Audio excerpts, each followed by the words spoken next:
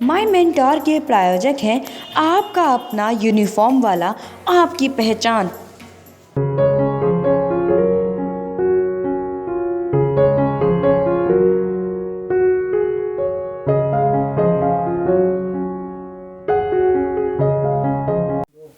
नमस्कार, आप देख रहे हैं हमारा खास कार्यक्रम टॉप मेंटोर। आज हैं हमारे साथ डॉक्टर सीबी मिश्रा जी, जो बताने वाले हैं 10th के बच्चों के लिए मैथ और साइंस जो घबराहट का विषय बना हुआ है उसको कैसे कम किया जा सकता है। सर, स्वागत है आपका हमारे खास कार्यक्रम में। सर, सबसे पहले तो हम यही जानना चाहेंगे, जो बच्चे इसको घबराहट की तरह लेते हैं, मैथ और साइंस को भूत से कम नहीं समझते हैं, उनके लिए आप क्या कहना चाहेंगे?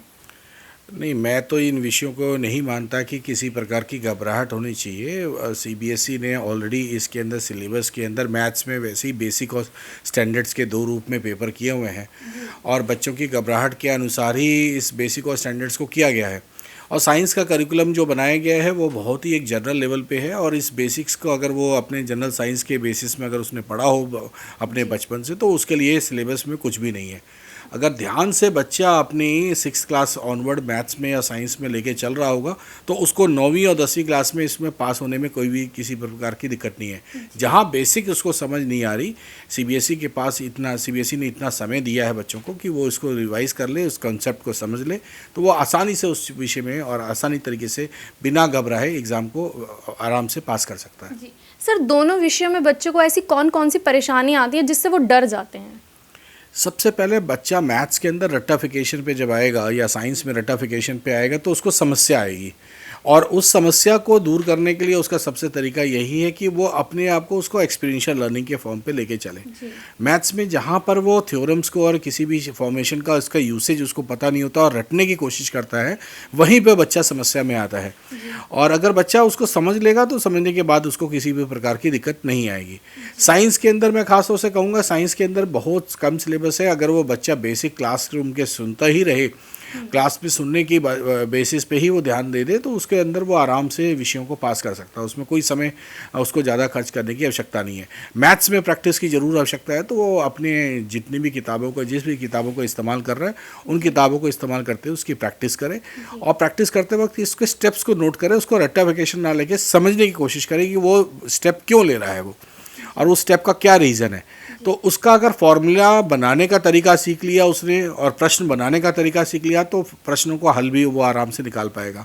वो प्रश्नों के अंदर उलझेगा तो वो उसका हल नहीं ढूंढ पाएगा। तो मैं तो ये कहूँगा कि साइंस के अंदर वो जब लेसन पढ़ रहा हो तो वो अपने आप स्वयं प्रश्न ढूंढे और खुद ही उसके उत्तर ढूंढे। इसी तरह स्वयं वो मैथ्स के अंदर अपने आप सवाल पूछे और अपने आप में जब सवाल वो पूछेगा, अपने आप से जो सवाल करेगा, अपने आप से वो स्टेप्स का रीज़न जानने की कोशिश करेगा, तो उसको रट्टाफिकेशन की वजह अच्छी तरह समझ आएगा और अच्छी तरह से कर भी पाएगा। जी सर, एक बार फिर वही पूछूंगी, बच्चा ऐसा क्या करे कि बिल्कुल आसान हो जाए दोनों सब्जेक्ट उसके लिए? देखिए, एनसीईआरटी की किताब को इस्तेमाल करते हुए सबसे पहले वो थ्योरी के पोर्शन से लेके एक एक विषयों को पढ़े। जब वो पढ़ रहा होगा एक एक विषयों को, तो उसके अंदर डिटेल में पढ़ने के बाद उसको एक एक पॉइंट को लेने के बाद उसकी रिवीजन करें। जितने भी मैथ्स में या क्वेश्चंस पीछे दिए हुए हैं मैथ्स और साइंस के अंदर, उसको वो पढ़ के उसको सॉल्व करें। 3 घंटे बैठने की बच्चे की प्रैक्टिस के अंदर वो प्रैक्टिस करे। 3 घंटे के अंदर वो देखिए कि उसकी स्पीड क्या है, उसके बेसिस पे वो घर पे उसकी प्रैक्टिस करें। पेपरों के सैम्पल पेपर भी सीबीएसई का आया हुआ है, कई तरह के सैम्पल पेपर बाज़ार में वैसे भी उपलब्ध हैं, नेट के ऊपर उपलब्ध हैं। तो उन प्रश्नों को हल करने का प्रयत्न करें वो, और जब वो प्रश्नों को हल करेगा और डिटेल में पढ़ेगा तो उसको ये दोनों के दोनों विषय बहुत सरल रूप में नज़र आएंगे। जी सर, अगर मुश्किलों की बात करें तो इस बार किस किस चैप्टर में बच्चों को मुश्किलें आ सकती हैं? मुश्किल शब्द तब उठता है जब हम उस विषय से घबराते हैं। मुश्किल तब आती हैं जब हम विषयों को समझ नहीं पाते। तो मुश्किल से दूर होने का सबसे बड़ा आसान तरीका यही है कि उस विषय के बीच में हम रम जाएं। तो ज़्यादातर बच्चे को मुझे नहीं लगता कि किसी भी विषय में दिक्कतें आने वाली हैं, क्योंकि ऑब्जेक्टिव क्वेश्चन का पेपर है। इसमें ऑब्जेक्टिव क्वेश्चंस पेपर्स में इस बार ज़्यादा दिया गया है और सिलेबस भी कम रिड्यूस किया गया है। बच्चों की प्रैक्टिस का बहुत ज़्यादा समय है। तो मुझे नहीं लगता कि कोई भी विषय मैथ्स और साइंस के अंदर किसी भी रूप में उसको दिक्कत आने वाली है या मुश्किल का विषय बने। इसीलिए बेसिक और स्टैंडर्ड का सीबीएसई ने कहा भी है कि अगर वो आगे पढ़ के चलना चाहते तो वो किस लेवल पे उसको लेके जा सकते हैं। जी सर, दोनों विषयों में बच्चे गलतियां कहाँ पर कर देते हैं? गलतियां हड़बड़ाहट के अंदर मैं कह सकता हूं कि जब उसका समझ ना पाना और उसका जल्दीबाजी में उत्तर का लिख देना। अगर बच्चा किसी भी विषय के अंदर मैथ्स के अंदर सॉल्व करते हुए दिक्कत आता है और उसके अंदर प्रॉब्लम आती है तो उसको दिक्कत ये होती है कि वो लिख नहीं पाता, सॉल्व नहीं कर पाता, वो भूल जाता है या उस स्टेप को लिख नहीं पाता।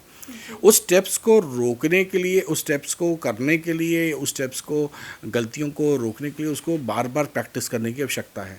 वो ये देखे कि वो कहाँ पर घबराहट होती है, घबराहट होने पर वो लिखते वक्त कहाँ पे वो कैलकुलेशन की मिस्टेक करता है, कहाँ पे उसको ज़्यादा समय लग रहा है जहाँ पे उतना समय नहीं देना चाहिए। और ये सारे के सारे मैथ्स और साइंस में तभी कर पाएगा जब वो प्रैक्टिस के पेपर खुद अपने प्रयत्न में कर रहा होगा। तो मुझे लगता है कि अगर बच्चा प्रैक्टिस कर रहा होगा, मैथ्स के प्रश्नों को हल कर रहा होगा, समझ रहा होगा, वो अपनी डेली लाइफ से इस्तेमाल करने के तरीके ढूंढ रहा होगा, तो किसी भी विषय में मैथ्स और साइंस में कहीं पर भी, सारा मैथ्स और साइंस इस बार का 9th और 10th का सिलेबस इस तरह से है जो उसके इर्द गिर्द घूम रहा है किसी भी रूप में, तो वह इर्द गिर्द वाले घूमते हुए सारे सर्कल्स को अगर ध्यान रखेगा तो उसको किसी भी प्रकार का किसी भी विषय में मुश्किल नहीं दिखेगी। जी, डॉक्टर सीबी मिश्रा जी से हमारी बात ऐसे ही जारी रहेगी। चलते हैं एक छोटे से ब्रेक पर। माई मेंटोर के प्रायोजक हैं आपका अपना यूनिफॉर्म वाला आपकी पहचान। पहनावा के प्रायोजक हैं imperial wedding, exotic card, prima care foundation. Kitchen से चली खुशबू स्वाद की, मेरी जान तूने तो दाल मखनी चपनी जान पा दी। ए राजमा भी तो चखो जी। ओ बोटी, चन्नू चाट मसाला तो ले आ, उसके बिना तो खाना अधूरा है जी। चना मसाला हो या शाही पनीर मसाला, अपने देश का मसाला है जी। अपना देश अपने मसाले, भारत मसाले, भारत ब्रांड मसाले, दिल्ली। कुशल गृहिणियों की पहली पसंद। ब्रेक के बाद स्वागत है आपका। सर, अब हम यही पूछेंगे कि बच्चे इस दोनों विषयों की तैयारी कैसे करें। जैसा मैंने पहले भी कहा कि सबसे पहले बच्चे विषयों को ले लें और जिन विषयों के अंदर उनको आसान लग रहा है, जिस टॉपिक में उनका इंटरेस्ट लेवल ज़्यादा है, उस सब्जेक्ट को, उस डिटेल्स को वो एनसीईआरटी के अंदर प्रैक्टिकल और अनसॉल्व्ड और सॉल्व्ड दोनों पोर्शन को आराम से करें। जहाँ मैथमेटिक्स की बात करूँ तो सबसे पहले वो किताब के अंदर रीडिंग का पार्ट को, लिटरेचर पार्ट को पढ़ाई करें, पहले पढ़ लें अच्छी तरह, उसको समझ लें अच्छी तरह, और जितने सॉल्व्ड क्वेश्चन है उसको सॉल्व करके देखें दोबारा से, और उसके बेसिस पे अनसॉल्व्ड क्वेश्चन को सॉल्व करें। इसी तरह अगर हम साइंस की बात करें तो साइंस के अंदर भी बच्चा अगर लिटरेचर पार्ट को पढ़ रहा होगा उसके, तो उसी में से वो प्रश्नों को ढूंढे। जब वो प्रश्नों को ढूंढेगा तो उसके अंदर ही उसी को उत्तर भी मिलेगा। तो एनसीईआरटी वो अपनी किताब को मान के चलता रहे और एनसीईआरटी में से सभी प्रश्न पूछे जा सकते हैं। तो इसलिए एनसीईआरटी का वो बेस मानते हुए वो उसी में से तैयारी करे, मेरा ये सुझाव रहेगा। जी सर, बच्चे 10th के बच्चे हैं वो बुक्स या फिर सैम्पल पेपर्स कौन से यूज़ करें कि उनको बेनिफिट हो। देखिए, मैं बहुत ज़्यादा सैम्पल पेपर पे स्ट्रेस नहीं दूंगा। मैं तो ये कहूँगा कि सीबीएसई में हम बार बार इस बात को स्ट्रेस करते हैं कि वो एनसीईआरटी को ज़्यादा फोकस करें। एनसीईआरटी के साथ अगर सैम्पल पेपर्स उसको मिलते हैं, वो सीबीएसई का सबसे पहले सैम्पल पेपर को सॉल्व करें। इसके बाद केंद्रीय विद्यालय संगठन के द्वारा इशू किए हुए कुछ हैं, दिल्ली डिपार्टमेंट एजुकेशन के द्वारा इशू किए हुए सैम्पल पेपर्स हैं, और कई बाज़ार के अंदर उसके बाद अगर उसके पास समय बचता है तो वो बाकी बाज़ार में से उपलब्ध जो सैम्पल पेपर्स नेट के ऊपर दिए हुए हैं उसके ऊपर करें।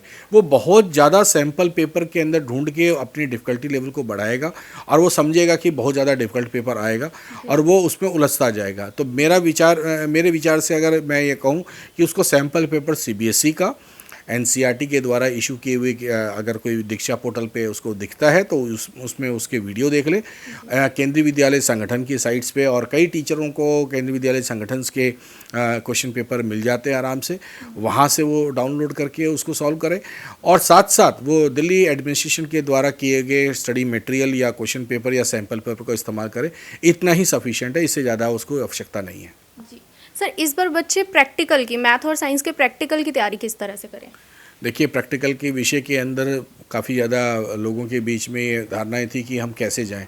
सबसे पहले मैं माता पिताओं को ये कहूँगा कि वो अपने बच्चों को मोटिवेट करें कि वो इस कोरोना काल के अंदर किस तरह से प्रिकॉशंस लेके चलना है, वो मूवमेंट करने की अपने बच्चों के अंदर मोटिवेट करें। वो कैसे मूव कर सकते हैं, कैसे जा सकते हैं और कैसे इस कोरोना काल के अंदर अपने आप को बचाव करके एग्ज़ाम में या बाज़ार में या कहीं पर भी, स्कूल में जाने के लिए, कहीं पर भी जाने के लिए वो अपने आप को सेव करते हुए कैसे इस चीज़ को कोरोना से लड़ें। जब वो बच्चा प्रैक्टिकल की बात करें तो दोनों में 80 और 20 नंबर का, मैथ्स में भी 20 नंबर का प्रैक्टिकल है और साइंस में भी 20 नंबर का प्रैक्टिकल है। तो बच्चा अपने टीचर से कंसल्ट करे अपने टीचर के बेसिस पे उसकी तैयारी करे और प्रैक्टिकल के डेट से पहले, अभी इस समय टाइम चल रहा है, वो अपनी प्रैक्टिकल की फ़ाइल को, कॉपी को चेक करा ले। अगर उसमें कोई कमी है तो वो अपने टीचर से कंसल्ट करके उसको पूरा कर ले। और सबसे पहले तो मैं यही कहूँगा कि वो अपने प्रैक्टिकल्स के जो विषय हैं, क्योंकि इसमें प्रैक्टिकल के विषय भी कम किए गए हैं, तो उन प्रैक्टिकल के विषयों के अंदर साइंस और मैथ्स के उन्हीं प्रैक्टिकल को करे जो उनके टीचर्स बता रहे हैं और उसी के बेसिस पे तैयारी करे वो। जी सर, आखिर में हम यही जानना चाहेंगे कि पेपर के एक दिन के पहले की तैयारी या फिर एग्जामिनेशन हॉल में जाने से पहले की तैयारी बच्चा कैसे करे। हम इसको सीबी मिश्रा जी का गुरु ज्ञान जानना चाहेंगे इस पर। देखिए, हर लेसन के अंदर 10th क्लास में अगर टीचर ने उसको एक तरह से मैप बना के दे दिया हो उस लेसन का तो बहुत अच्छी बात है। अगर हम एक रूप में कह दें कि अगर बच्चा एक लेसन को एक कागज़ के टुकड़े पे अब पूरा का पूरा चॉक डाउन कर ले, कागज़ के टुकड़े पे, मैं इसलिए कह रहा हूँ क्योंकि वो सारी किताब को लेके नहीं चल सकता। आखिरी दिन पे सोने से पहले और एग्ज़ाम हॉल में घुसने से पहले रास्ते में वो एक बार रिवीज़न कर पाए, इतने पन्ने चाहिए। तो हॉल्स में आने से पहले तो मेरे हिसाब से उसके पास आधे घंटे का समय मैक्सिमम होता है या 1 घंटे का समय होता है जब वो ट्रैवलिंग करके हॉल की तरफ जा रहा होता है। उस समय हॉल के अंदर क्योंकि जाना, सब कुछ कागज़ लेके जाना मुश्किल होगा, हॉल के बाहर उसको सब कुछ रखना होगा, हॉल के बाहर नहीं, स्कूल के बाहर रखना होगा। तो जब वो ट्रैवल कर रहा हो एग्ज़ामिनेशन की तरफ, हॉल की तरफ, एग्ज़ामिनेशन सेंटर की तरफ हम कह सकते हैं, तो वो उस कागज़ों को रिवीज़न के तौर पे उसको पढ़ ले एक बार और उतना ही लिखे वो जितने की चीज़ों को वो भूल ना सके और उसको उतना चीज़ों को वो पूरे लेसन को कॉम्प्रहेंसिव वे में ले सके। तो इसमें सबसे बड़ी बात मैं कहूँगा कि जब वो हॉल की तरफ जा रहा है या अपनी तैयारी कर रहा है, जो लेसन की तैयारी कर रहा है, उसको नोट डाउन करते हुए सीरियसली उन पॉइंट्स को नोट डाउन कर ले और वो टीचर को अपने दिखा भी ले, हर पॉइंट्स को नोट डाउन करे, हर फार्मूला को नोट डाउन कर ले उस पेज के ऊपर। और उस पेज को वो जो है एक दिन रात को और एक दिन पहले, वो हर दिन अगर पढ़ना शुरू कर देगा इन चार्ट को, तो मुझे लगता है कि वो चार्ट उसके दिमाग में बन जाएगा और वो कोई भी विषय को, कोई भी फॉर्मूले को, कोई भी टेक्निक को, कोई भी पॉइंट को वो नहीं भूल पाएगा। मेरे हिसाब से तो उसको ऐसा करना चाहिए। जी, हमारे साथ थे डॉक्टर सीबी मिश्रा जी। आप देख रहे थे हमारा खास कार्यक्रम टॉप मेंटोर। बने रहिए हमारे साथ MMPB आवाज़।